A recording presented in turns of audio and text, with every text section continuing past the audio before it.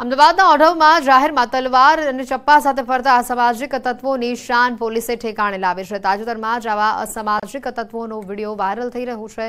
ભય ફેલાવતા અસામાજિક તત્વોનો આ વિડીયો હાલ સામે આવ્યો છે। અસામાજિક તત્વોની હાલ ધરપકડ કરવામાં આવી છે। બે હાથ જોડી તેઓની પાસે માફી પણ મંગાવવામાં આવી। ઓઢવ પોલીસે અસામાજિક તત્વોની ધરપકડ કરી છે।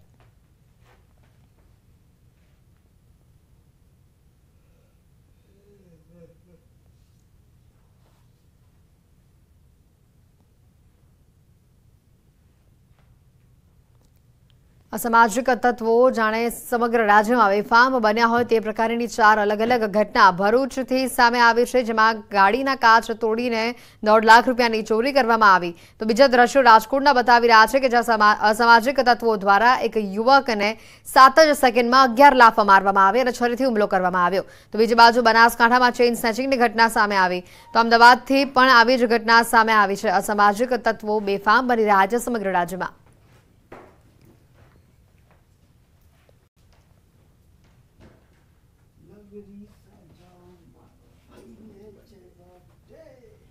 સત્તેરમાં રાષ્ટ્રીય ફિલ્મ પુરસ્કારની જાહેરાત થઈ છે। રાષ્ટ્રીય ફિલ્મ પુરસ્કારમાં ગુજરાતનો દબદબો જોવા મળ્યો। ગુજરાતી ફિલ્મ કચ્છ એક્સપ્રેસને નેશનલ એવોર્ડ મળ્યો છે। માનસી પારેખને શ્રેષ્ઠ અભિનેત્રીનો એવોર્ડ મળ્યો છે।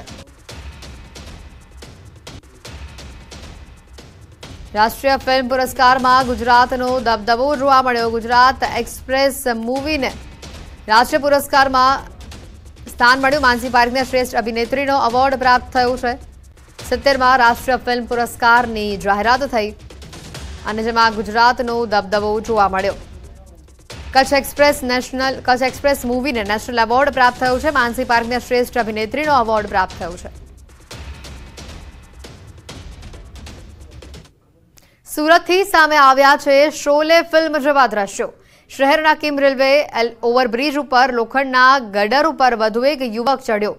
જીવન જોખમે યુવક હાઈ બેરલ ઓવરબ્રિજના ગટર ઉપર આરામ ફરમાવી રહ્યો હોય તેવા દ્રશ્યો સામે આવ્યા। કિમ પોલીસના જીઆરડી જવાનો સ્થળ પર પહોંચી યુવકને હેમખેમ નીચે ઉતાર્યો।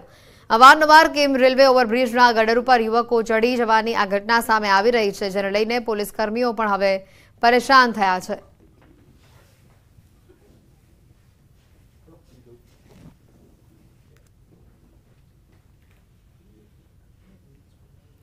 મોરબી જિલ્લા ભાજપના કાર્યાલય મંત્રી તેમજ પૂર્વ કાઉન્સિલર પર હુમલાની ઘટના સામે આવી છે। વર્ષો જૂના રસ્તાના વિવાદ મુદ્દે ચાલતી જૂની અદાવતમાં હુમલો કરવામાં આવ્યો। રોહિત ગંજારા નામના જિલ્લા ભાજપ કાર્યાલય મંત્રી ઉપર હુમલો કરાતા ચકચાર મચી છે।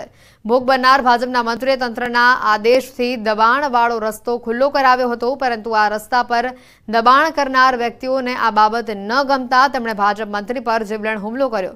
ઘાયલને હોસ્પિટલમાં ખસેડાયો છે। પોલીસ 11 ઇસમ વિરુદ્ધ ગુનો નોંધી તપાસ હાથ ધરી છે। એ રસ્તાની 3.5 વર્ષથી આ મેટર ચાલતી હતી। એના ભાગરૂપે આ 3-4 ઘરવાળા જે રહ્યા એ અવારનવાર 3.5 વર્ષથી પરેશાન કરતા બધા આખા સ્થાનિક હતા। 3 થી 5,000 માણસ એમાં રહે છે, એ રસ્તે આવજા કરે છે। મહેસાણા જિલ્લાની કડી પોલીસ ઉપર થયેલા હુમલાના પ્રયાસના મામલામાં પોલીસે આરોપીને ઝડપી લીધો છે। હુમલાને લઈ કડી પોલીસ હરકતમાં આવી। પોલીસે આરોપીઓને ઝડપી જાહેરમાં માફી મંગાવી। આરોપી ઇરફાન ગીરીએ કોન્સ્ટેબલ ઉપર હુમલો કરી ભાગવાની કોશિશ કરી હતી। પીઆઈ પીએલ વાઘેલા સહિત કડી પોલીસનો કાફલો સ્થળ ઉપર પહોંચ્યો હતો અને તેને દબોચી લીધો। પોલીસે આરોપીઓને જાહેરમાં કાન પકડાવી માફી મંગાવી।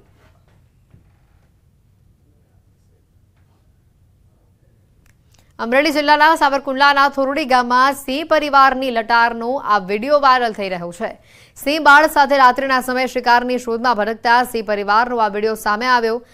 વનરાજાની દોડધામનો આ જે વિડીયો છે તે સામે આવ્યો છે। વાહન ચાલકે પોતાના કેમેરામાં આ વિડીયો કેદ કર્યો। રોડ પર અવરજવર કરતા સિંહો પર અકસ્માતનું જોખમ વધ્યું છે।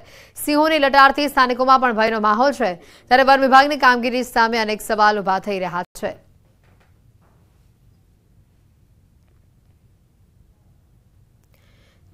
તો અંબાજીથી પણ કંઈક આવા દ્રશ્યો સામે આવ્યા છે। દીપડા અને સિંહ બાદ હવે રીંછ આ વિસ્તારમાં દેખાતા ફફડાટ ફેલાયો છે।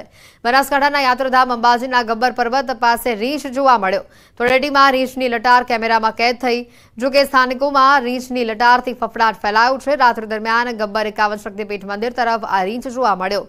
બાલરામ રીંછ અભયારણ્ય વિસ્તાર હોવાથી ક્યારે આ વિસ્તારમાં રીંછ આવી ચડે છે। મંદિરના ચોકીદારે રીંછનો આ વિડીયો ઉતારી વાયરલ કર્યો હોવાની પણ ચર્ચા છે।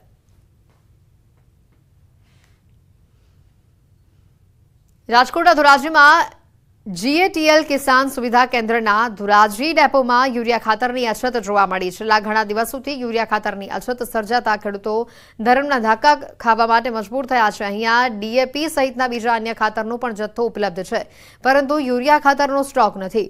ધોરાજી પંથકમાં સારો વરસાદ થતા ખેડૂતોએ કપાસ, મગફળી સહિતના પાકોનું વાવેતર કર્યું છે। ખેડૂતોએ સરકારને વિનંતી કરીને યુરિયા ખાતરનો પૂરતો જથ્થો મોકલવાની માંગ કરી છે। તો બીજી તરફ GATL કિસાન સુવિધા કેન્દ્રના કર્મીઓએ જણાવ્યું કે યુરિયા ખાતરના જથ્થા માટે અમે ઉપર ઓર્ડર લખાવી દીધો છે। આગામી 2 થી 3 દિવસમાં યુરિયા ખાતરનો પૂરતો જથ્થો પ્રાપ્ત થઈ જશે।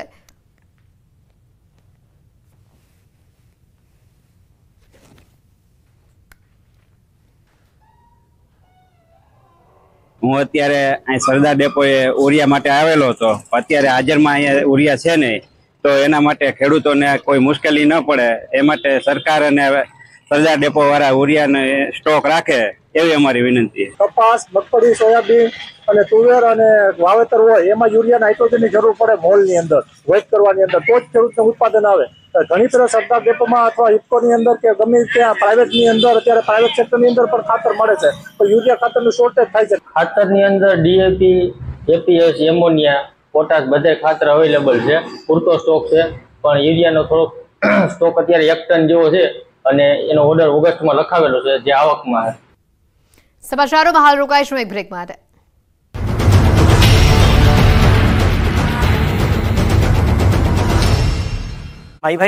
કરી અને સીધા જ દરખાસ્ત કરીને VP કન્સ્ટ્રક્શન એજન્સીને 2.34 કરોડનું કામ સોંપી દીધું, જે હવે શંકાના દાયરામાં આવ્યું છે। ઓડિટ વિભાગે તપાસ કરતા ભ્રષ્ટાચારની પોલ ખુલી। નમસ્કાર, આપ જોઈ રહ્યા છો ગુજરાતની number 1 news channel news 18 Gujarati. આપણું ગુજરાત ઉપરવાસમાંથી પાણી છોડવામાં આવતા ગુજરાતની જીવાદોરી સરદાર સરોવર ડેમ છલોછલ થયેલું જોવા મળી રહ્યું છે।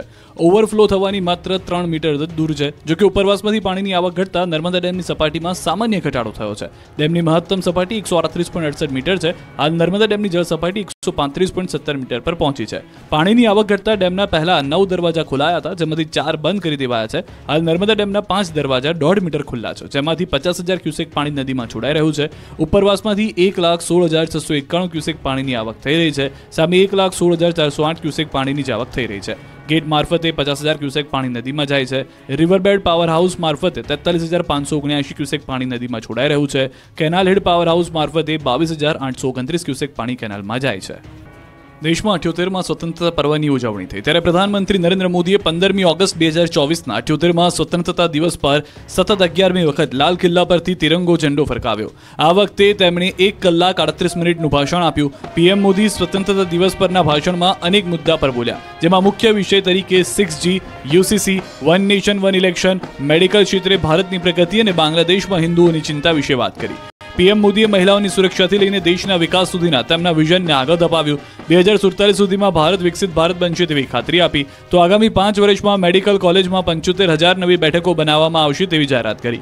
આ બધામાં ખાસ વાત એ છે કે PM મોદીનું અત્યાર સુધીનું સૌથી મોટું એટલે કે 98 મિનિટનું ભાષણ છે। 98 મિનિટ સુધી રાષ્ટ્રને